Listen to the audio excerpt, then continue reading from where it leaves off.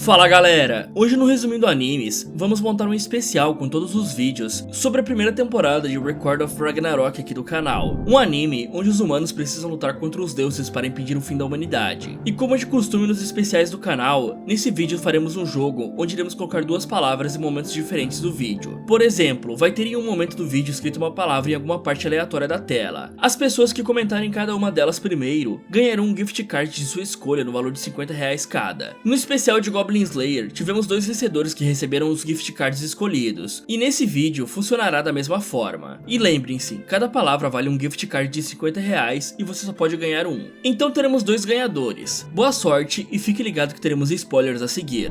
Começamos com o narrador nos contando que o fim do mundo está próximo, e o motivo disso não são guerras, poluição ou qualquer outro desastre, mas sim os deuses que estão reunidos em um local, decidindo o destino da humanidade, se vão poupar os humanos ou destruírem eles. Passamos para o Tribunal dos Deuses, que estão votando sobre o desfecho da humanidade. E aparentemente isso ocorre uma vez a cada 1000 anos. O poderoso deus grego Zeus está fazendo o papel de juiz no julgamento do destino da humanidade. Participando do julgamento, nós vemos diversos deuses de várias crenças e religiões diferentes, como Hermes, Afrodite e Shiva. Então Zeus faz uma pergunta para os demais deuses no local, se eles acham que a humanidade deve ser poupada ou destruída. O deus Shiva responde Zeus dizendo que nos últimos anos ele não viu nenhum sinal de arrependimento ou mudanças da humanidade, portanto, votando contra os humanos. A bela deusa Afrodite concorda com Shiva, dizendo que no último milênio, florestas morreram, lagos e rios ficaram cada vez mais poluídos e diversas espécies foram extintas, dizendo que a humanidade é uma praga e que se os deuses não fizerem nada, os humanos iriam destruir o planeta. A situação dentro do tribunal fica muito feia para os humanos, com diversos deuses concordando com esses argumentos e votando sim para esse desfecho.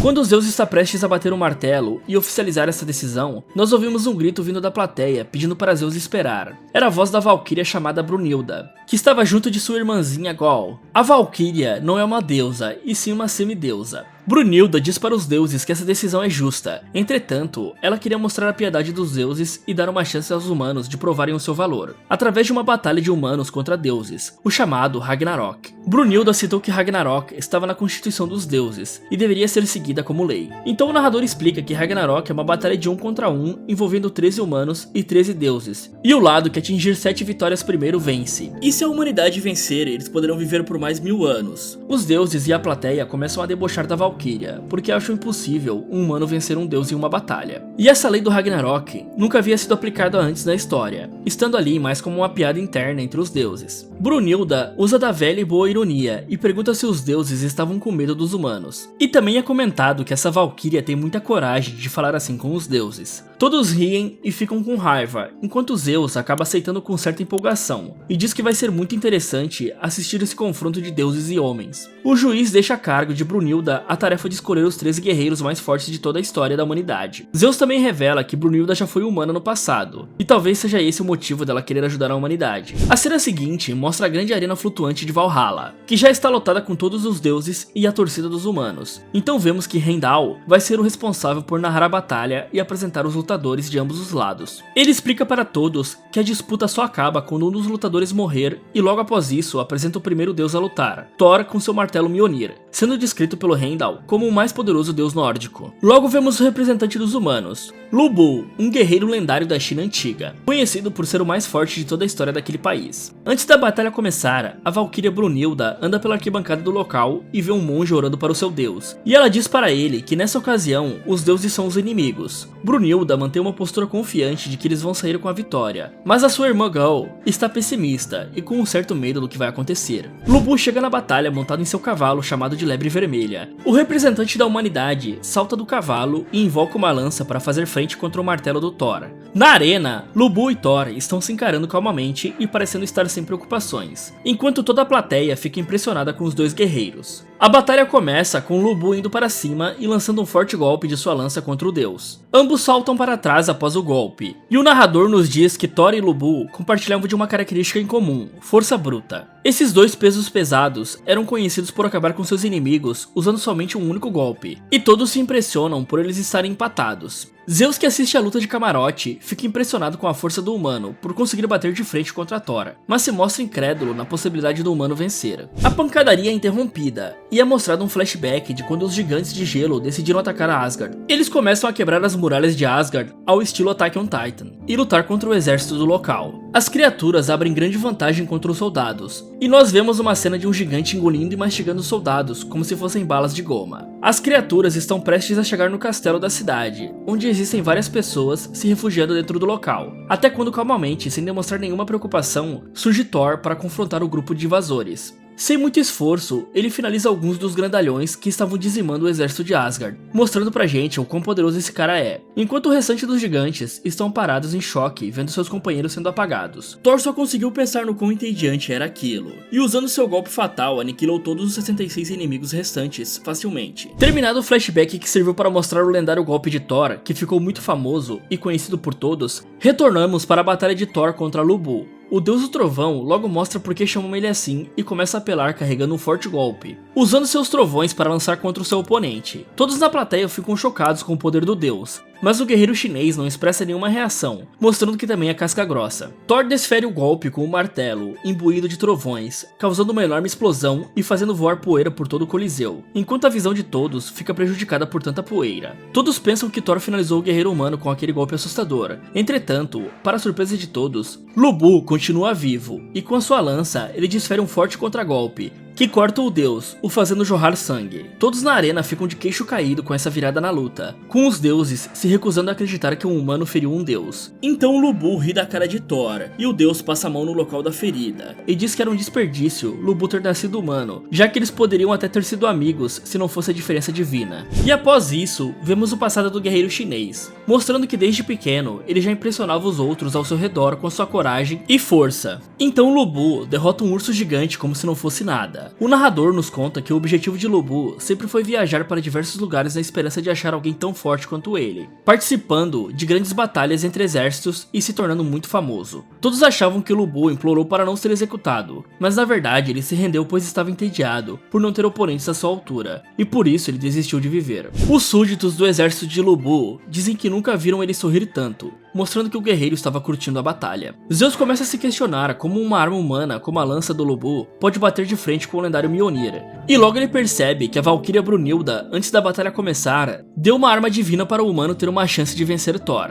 E nós vemos que no passado, Brunilda e sua irmã entraram em contato com outras Valquírias para pedir ajuda nessa missão. E é assim que essas armas divinas eram feitas, a partir de uma das 13 Valquírias, que se transformam em uma arma e levam consigo seus poderes e a sua força para o objeto, ajudando assim o guerreiro que a empunha. A lança do humano começa a brilhar em um amarelo dourado, e todos da plateia descobrem que na verdade aquela arma é uma das 13 Valquírias, irmãs de Brunilda, e nos é mostrado como foi a sua transformação na arma. O narrador fala de uma lenda que diz que o martelo de Thor é tão poderoso e quente que até mesmo seu dono precisa usar luvas especiais para empunhar a arma sem se machucar. E com um golpe de sua lança, Lo'Bu consegue quebrar uma das luvas de Thor em vários pedaços, emitindo uma luz azul e deixando todos os humanos na arena em euforia. Hermes, que está ao lado de Zeus assistindo a luta, cita que o trabalho das Valquírias era guiar as almas dos melhores guerreiros para o céu, para criar um exército que sirva os deuses, e acrescenta que há boatos de que elas fazem isso na verdade não para servir os deuses, e sim para criar guerreiros que rivalizem com eles. Zeus, numa cena cômica, ao ouvir Hermes dizer isso, fica ainda mais feliz e se apaixona por Brunilda, mandando beijos para ela. O martelo de Thor acaba caindo no chão após o golpe, e para surpresa de todos, ele começa a rachar e se revela como sendo um ser vivo e tendo consciência própria.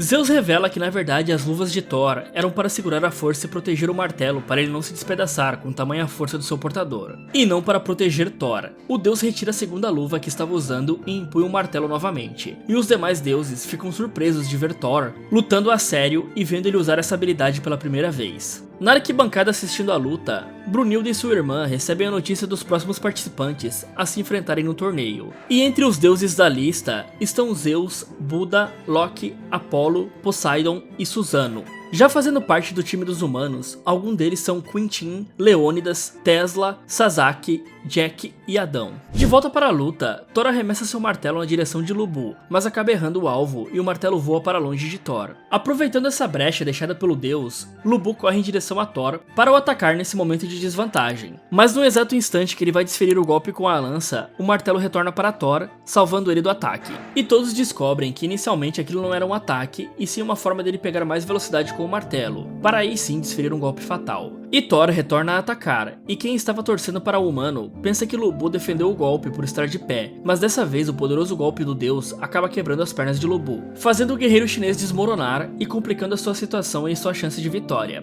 Mas graças à torcida dos humanos que estavam assistindo a luta, Lu Bu consegue motivação o suficiente para se levantar e continuar com a luta. O guerreiro sobe em cima da sua montaria para continuar lutando mesmo com as duas pernas quebradas. E Zeus comenta que o guerreiro chinês e o seu cavalo eram unidos como um só. Então vemos uma pequena cena do passado de Lu Bu, onde em cima de uma montanha ele praticou seu golpe supremo por vários dias e noites, quebrando diversas de suas lanças no processo, e depois de centenas de tentativas ele rasgou ao meio uma das nuvens do céu e aperfeiçoou o seu golpe mais forte. O guerreiro começa a cavalgar em alta velocidade em direção a Thor, e ambos preparam seu melhor ataque para decidir tudo. A colisão entre os dois foi tão forte que causou um clarão em todo o coliseu, impressionando todos os que estavam assistindo. Logo após isso, nós vemos que Thor saiu vitorioso desse confronto, com Lu Bu ficando gravemente ferido e a arma se quebrando, fazendo com que a Valkyria que estava transformada morresse. Em suas últimas palavras, Lu Bu diz que se esforçou ao máximo e deu tudo o que tinha, sendo finalizado com um sorriso no rosto por finalmente ter enfrentado um oponente digno.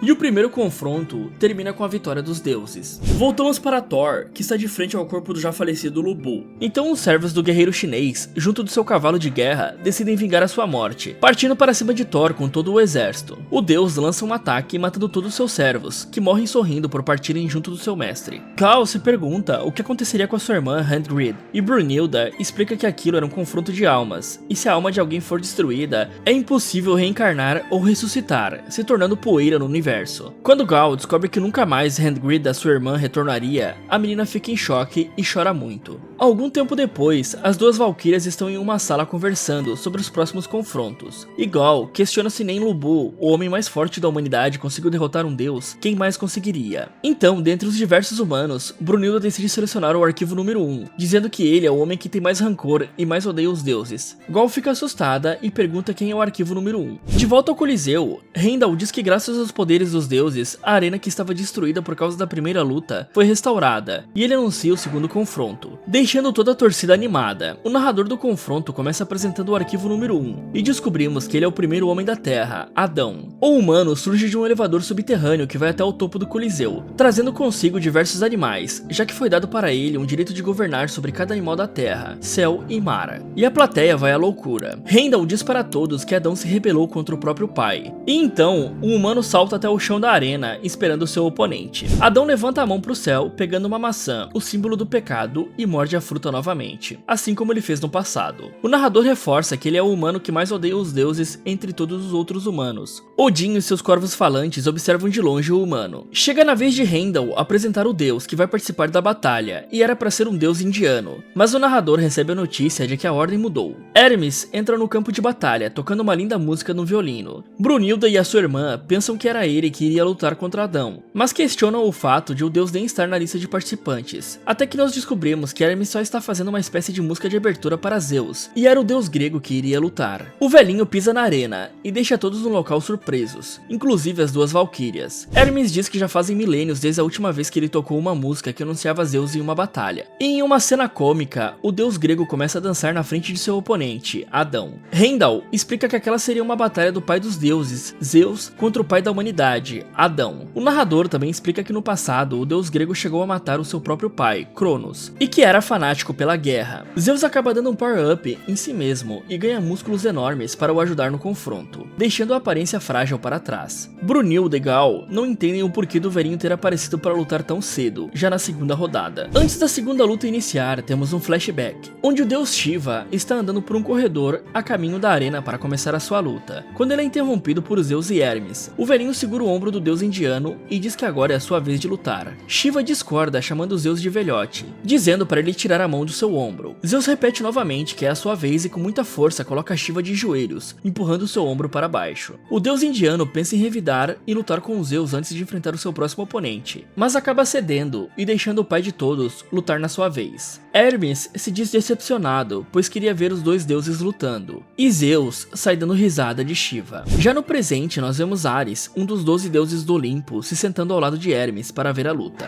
Zeus se aproxima de Adão e pergunta se ele não iria usar uma das valquírias como arma. Então Adão responde que ela já estava ali, e voando no céu, nós vemos uma valquíria montada em um Pégasus, e o nome dela é Raging Leap. A valquíria salta do Pégasus, e fazendo referência ao quadro Criação de Adão, de Michelangelo, ela e Adão se unem através de um simples toque, deixando Michelangelo em choque. A sétima irmã se transforma em um soco inglês, para o humano usar na luta, e todos no local ficam surpresos com a escolha da arma. Heimdall diz que a batalha já pode começar, e na plateia nós vemos os filhos de Adão assistindo a luta, enquanto torcem para seu pai. O deus grego toma a iniciativa, e desfere um soco extremamente rápido no humano, mas ele consegue desviar sem grandes dificuldades e com um olhar de tranquilidade. Heimdall afirma que o golpe desferido por Zeus foi na velocidade da luz. Os humanos na torcida vibram com o deus errando o soco em Adão, e Ares diz para Hermes que eles são ingênuos de comemorar por ter se esquivado de um golpe tão simples. O velhinho diz que agora que sabe o potencial do humano, ele não precisa se conter, e se aproxima novamente lançando uma chuva de vários socos no seu oponente, que consegue desviar novamente. Zeus lança um golpe especial chamado Chuva de Meteoros, onde a velocidade dos socos vai aumentando com o tempo, e ainda assim não surte efeito. O deus tenta uma nova tática, atacando com um chute nas pernas, mas Adão desvia pulando por cima do golpe. Zeus afirma que está muito impressionado, mas que para o humano vencer ele vai precisar atacar também, e não só desviar. Adão decide atacar e acerta um golpe muito rápido no rosto do deus, o fazendo sangrar, e diz que não precisa se conter também. O humano copia o golpe especial Soco Meteoro de Zeus, deixando todos surpresos e consegue acertar bons socos no seu oponente. Ares e Hermes ficam de boca aberta assistindo seu pai ser acertado por tantos golpes. Adão também copia o chute usado por Zeus anteriormente, chamando de chute machado, e acerta o deus finalizando o combo.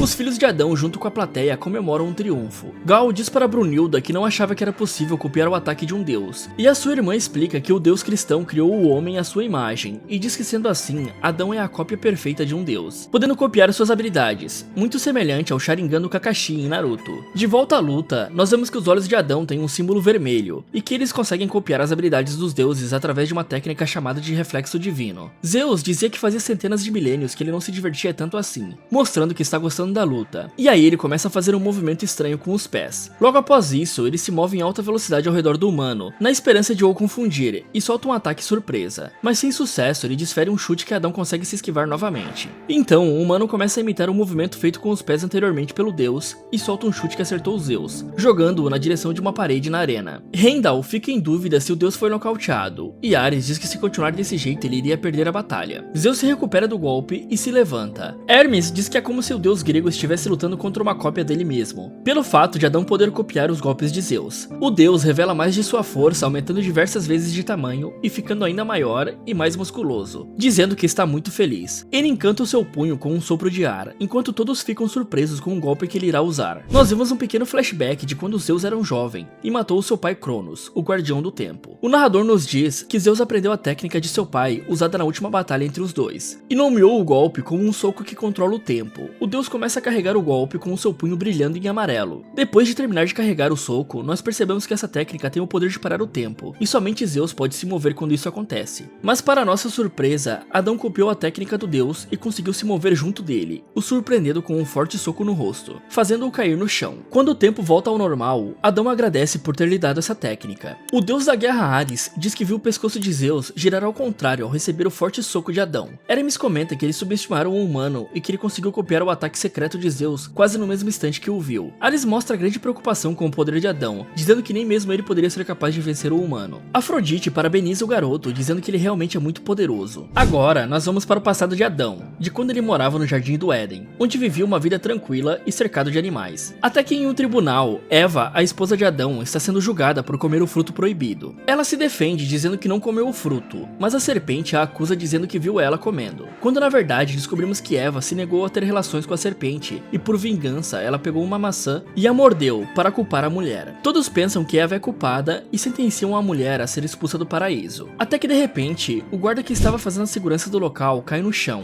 e logo atrás dele está Adão andando com 2 baldes cheios de maçã. Eva fica surpresa ao ver seu marido lá, enquanto todos que estavam assistindo o julgamento ficam impressionados ao ver ele mordendo e depois cuspindo diversas maçãs dos baldes para provocar os que estavam ali. Ele caminha até sua esposa e, oferecendo a sua mão para Eva, ele diz que se ela for expulsa do paraíso, ele também vai junto com ela. A serpente fica furiosa e, se transformando numa forma maior, parte para cima de Adão atacando. Mas ele usa o reflexo divino para copiar as habilidades da criatura, cortando ela várias vezes. E diz que agora ela não iria atormentar mais ninguém e que seus passarinhos haviam contado o que ele fez com Eva. Os 2 humanos saem do paraíso e Adão promete criar um novo paraíso na Terra. Voltando para o presente, nós descobrimos que Eva estava esse tempo todo na plateia, torcendo por seu marido. Gal e sua irmã comemoram a vitória sobre o deus, mas quando Heimdall está prestes a declarar a vitória de Adão no megafone, ele é interrompido por Zeus, que se levantou e arrumou seu pescoço torcido. Adão, que está na frente de Zeus, chama ele de vovozinho e diz para o deus não se esforçar tanto. E em tom de deboche, o deus diz para o humano que não sentiu ódio contra os deuses dentro de Adão e pergunta o real motivo dele aceitar essa batalha. Adão revela que não estava fazendo isso por vingança, e sim para proteger os seres humanos, que eram os seus filhos, emocionando todos os humanos que estavam assistindo o confronto entre os dois. Até mesmo os deuses passam a admirar Adão. Então vemos Loki, transformado em Thor, tentando enganar Odin, que logo percebe que não era o seu filho, mas sim o deus da trapaça disfarçado. Loki, que também é filho de Odin, se senta ao lado de seu pai para assistir o confronto. Zeus começa a se transformar na sua forma final e diz que estava evitando de usar aquilo, pois o deixava exausto. Ele começa a comprimir o seu próprio corpo enquanto grita de dor. Brunilda e a sua irmã começam a sentir um enorme medo, e a forma final de Zeus é revelada para todos, sendo uma aparência mais magra e alta do deus grego. Adão, que estava lutando de guarda baixa esse tempo todo, se preocupa com a nova forma do deus e resolve arrumar a sua postura para continuar a luta. A última forma de Zeus se chama Adamanto. O deus se aproxima do humano para lançar um soco, mas é recebido com golpes no rosto. Zeus continua a atacá-lo, mas Adão, usando seus olhos especiais, se esquiva e acerta vários golpes no deus, usando seu soco inglês. O humano, mesmo sem levar nenhum golpe, começa a sangrar pelo nariz, e Brunilda comenta que ele está sobrecarregado pelo uso do reflexo divino, e se a batalha não acabar logo, o corpo de Adão pode não aguentar. Loki comenta que tem a impressão de que o humano já está no seu limite, mas que também Zeus está exausto, e que essa batalha era um teste de resistência para ver quem aguentava mais. Todos na plateia estavam assistindo de pé, de tanta emoção que o espetáculo estava proporcionando. A batalha continua, e o humano, que já está com os olhos exaustos por usar sua técnica por tanto tempo, começa a sangrar ainda mais, e leva um forte soco de Zeus, que o atinge pela primeira vez desde que a luta começou. E Brunilda comenta que ele deve estar completamente cego por usar tanto seus olhos especiais. Zeus começa a atacá-lo incansavelmente, o ferindo de diversas formas. Toda a humanidade começa a pedir para Adão desistir, até que ele escuta uma criança chorando na arquibancada, e isso o motivou a continuar lutando, visto que se ele perdesse, os humanos poderiam ser extintos. Ele espera Zeus se aproximar para o golpear e segura a cabeça do deus, para conseguir saber onde estava seu inimigo, mesmo estando cego. Depois de vários golpes trocados, Zeus cai já exausto de joelhos no chão, deixando todos assustados. Mas descobrimos que o humano morreu de pé pouco tempo antes de Zeus ficar completamente cansado. Então a alma de Adão começa a se despedaçar, enquanto a sua esposa e seus filhos choram na plateia. Mais uma vez, Heimdall anuncia a vitória dos deuses, com Zeus vencendo por pouco o confronto. O deus o elogia muito, dizendo que ele foi um grande homem. Mesmo tendo perdido e morrido, Adão deixou uma importante lição para os humanos que estavam lá, para nunca desistir e continuarem lutando. Gal chega em uma sala desesperada para falar com Brunilda e encontra ela junto de outra valquíria chamada Rist, que novamente explica para a menina que quando elas usam uma técnica, elas se juntam com quem usa a arma, por isso elas compartilham do mesmo destino, e que todas as valquírias sabiam disso. Então Rist revela seu alter ego, que é Ravis. Brunilda olha no seu celular e percebe que a próxima batalha será contra Poseidon, e Rist diz que os deuses estão colocando os mais fortes deles para lutarem primeiro, como uma tática para vencer as 7 lutas antes, e dessa forma ganhar o Ragnarok. Elas ficam pensando em quem poderia lutar contra o grande deus dos oceanos, até que Kojiro Sasaki, o espadachim, aparece e diz que será o próximo. A menina duvida de sua habilidade por causa de sua idade, pois sempre que alguém era revivido para a luta, estava em sua melhor fase. Então, sem querer, Brunilda derruba uma jarra de leite e ele a pega no ar sem dificuldades, e sem derrubar uma gota. Então ele diz que mesmo morrendo, ele continuou treinando sua espada, e que aquele era o seu melhor momento. Voltamos para o Coliseu, que agora está quase totalmente coberto por água, diferente de antes que era só terra e pedra. O motivo disso é Poseidon, o deus dos mares, que vai vai ser o próximo a lutar. Heimdall aparece no centro do Coliseu e comenta que os humanos já perderam 2 batalhas e que agora estava se iniciando a terceira. Então chama Poseidon para entrar na arena. O deus sai de 2 enormes portas feitas de ouro e antes mesmo da luta começar, ele já demonstra suas habilidades criando um enorme corredor feito de água que percorre a arena inteira. Todos têm medo de provocar a sua ira, além de que Poseidon é conhecido por sua tirania. E logo que pisa na arena, chama quem estava assistindo o confronto de lixos. O deus dos mares é o irmão mais velho de Zeus, e muito temido até mesmo entre os outros deuses. O narrador do confronto chama Kojiro Sasaki para a arena e o apresenta como sendo o espadachim mais poderoso da história humana, que mesmo perdendo diversas vezes, nunca parou de evoluir até se tornar o melhor. E até mesmo depois de sua morte, ele continuou a treinar. Chegando de barco por causa do mar, o humano desembarca na arena junto de Poseidon. O lendário samurai Musashi Miyamoto, que está na arquibancada esperando a luta começar, já derrotou Kojiro no passado, e por isso seu filho diz que ele deveria estar lá lutando e não Kojiro. Então o humano saca sua katana e joga a bainha fora no mar, ficando em posição de batalha para o confronto, e fazendo o mar se acalmar. Todos ficam perplexos, e Loki comenta que o espadachim era realmente interessante, por ter feito isso apenas com a sua postura de batalha. E todos os espadachins na arena começam a chorar, pois ele chegou aonde todos gostariam de chegar. O humano e o deus estão se encarando na arena e Heimdall anuncia o começo da batalha entre os dois. Poseidon está segurando seu famoso tridente, enquanto o espadachim está empunhando a sua katana. Da arquibancada, Hermes diz para Ares que Poseidon é capaz de esmagar qualquer coisa que entre em seu alcance. Kojiro toma a iniciativa da batalha correndo em direção ao deus para atacar, e quando ele tenta desferir um golpe com a sua katana, ele é empalado pelo tridente de Poseidon. Mas numa espécie de plot twist, nós descobrimos que o espadachim não havia realmente golpeado, nem mesmo ele tinha atacado, mas só estava fazendo simulações da batalha na sua cabeça para tentar tomar a melhor decisão. O narrador comenta que ele já fez 18 vezes essas simulações e morreu em todas elas, parecendo até o Doutor Estranho em Guerra Infinita. O filho de Musashi pensa que o espadachim é fraco por ele estar suando muito mesmo antes de trocar algum golpe com Poseidon. Hermes percebe e avisa Ares sobre a tática do humano, então entendemos que ele estava suando devido ao esforço mental. Gaul comenta que Kojiro está com medo de atacar, por Poseidon ser o mais temido dos 12 deuses do Olimpo, e Brunilda conta uma história que a sua irmã ainda não conhecia. Ela diz que originalmente haviam 13 deuses no Olimpo, assim como existiam 13 valquírias. Entretanto, Poseidon matou um dos deuses. Gaul fica surpresa ao saber que um deus matou outro deus, e parece que ela nunca jogou God of War na vida. Brunilda diz que o nome dele era Adamanto, o irmão mais velho de Zeus e Poseidon, e por isso, Zeus deu à sua forma final o nome de Adamanto. Em um flashback, o irmão mais velho de Zeus está em sua nave, navegando pelo cosmos, e nos é revelado que ele ficou furioso quando Zeus, seu irmão mais novo, foi nomeado como Deus Supremo em seu lugar, depois que Cronos havia morrido. Adamanto, cheio de raiva, decidiu libertar os titãs que tinham sido presos anteriormente por Zeus, a fim de ir atrás da sua vingança. Então Adamanto chega para conversar com Poseidon em seu palácio, contando seus planos e dizendo que já tinha apoio da maioria dos deuses, inclusive de alguns dos 13, e faltava apenas Poseidon para conseguir destronar o Deus Supremo. Mas Poseidon se recusa e diz que é uma vergonha ter ele como seu irmão. Adamanto joga a mesa que eles estavam sentados em Poseidon e o desafia a repetir o que disse antes. O deus dos mares levanta de sua cadeira, pega o seu tridente e diz que os verdadeiros deuses não se juntam, não criam planos pelas costas e nem pedem ajuda, e por isso são perfeitos. Então Poseidon começa a assobiar uma canção enquanto Adamanto se arma com a sua foice e parte para cima de seu irmão. Ele revela que desde pequeno Poseidon se recusou a olhar nos seus olhos, sempre o desprezando. Então no momento em que entra no alcance de Poseidon, ele é perfurado por seu tridente, e assim sendo morto pelo deus, sendo aquela a primeira vez que Poseidon olhou nos seus olhos. Então voltamos para a arena, e vemos Kojiro também comentar sobre o deus nem olhar para os seus olhos, baixando sua guarda e deixando todos surpresos. Ele se pergunta o que pode fazer, se sentando e dizendo que não quer morrer ali. Então o narrador nos diz que Kojiro em toda sua vida nunca venceu uma luta. Nós vemos o seu passado, onde ele está chegando atrasado em seu antigo dojo e recebe uma bronca de Kagekatsu, um homem gigantescamente forte. Assim que ele pisa no local, o grandalhão joga para ele uma espada de treino e ambos começam a praticar. O jovem espadachim, surpreendentemente, consegue bloquear o primeiro golpe de Kagekatsu, só que o grandalhão continua a atacar e consegue desarmar o garoto, fazendo com que sua espada voe para longe. Então Kojiro se rende e Kagekatsu diz para ele nunca se render, mesmo que fosse desarmado era para continuar lutando com unhas e dentes. Após isso, os mestres no local subestimam o espadachim, dizendo que ele não tinha talento para isso. Kojiro diz que naquele momento, nem que eles lutassem 100 vezes, ele não poderia vencer, iria somente se machucar prejudicando seu futuro. Entretanto, fora do dojo, o jovem espadachim continua treinando e pensando em formas de conseguir derrotar o grandalhão,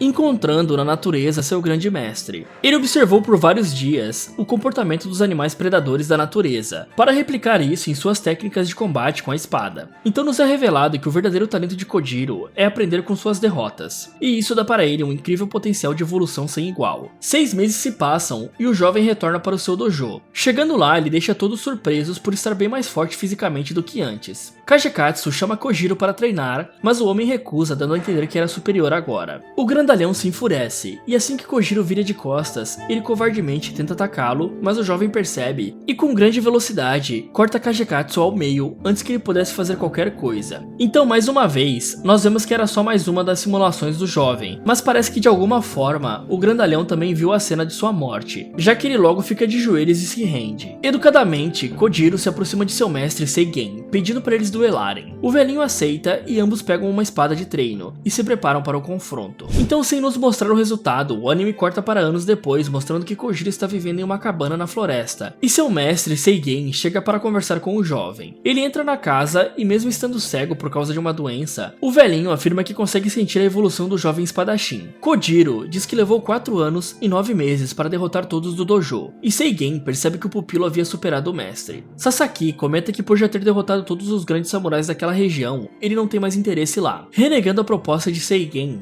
sobre virar orientador de uma família importante. Então ele parte para uma nova jornada, onde começou a sua busca pelos espadachins mais fortes e famosos da nova região, enfrentando vários deles, se rendendo e perdendo em todos os combates, mas sempre evoluindo, aprendendo com os erros e buscando oponentes cada vez mais fortes. Kojiro, logo após as derrotas, está meditando debaixo de uma cachoeira e consegue cortar uma ave que está voando em cima dele sem nem mesmo olhar para o animal, mostrando que o jovem evoluía cada vez mais. E assim nasceu o maior perdedor da história. De volta para o confronto contra Poseidon, o espadachim diz que dessa vez não pode se render, pois precisa lutar e vencer pelos seres humanos, e por todos que haviam feito ele forte. Então, empunhando a Nagamitsu, mais conhecida como vara de secar, e em postura de combate ele vai para cima do deus, errando o primeiro ataque e ficando numa posição de desvantagem, já que sua espada era maior e por isso mais lenta, sendo quase impossível pará-la. Mas graças às diversas derrotas em seu passado, ele consegue contornar a situação antes que Poseidon pudesse o acertar, e desferindo outro golpe com a katana, consegue cortar uma mecha dos cabelos do deus dos mares. Musashi e todos os outros espadachins ficam orgulhosos dele. Hermes comenta que o arrogante Poseidon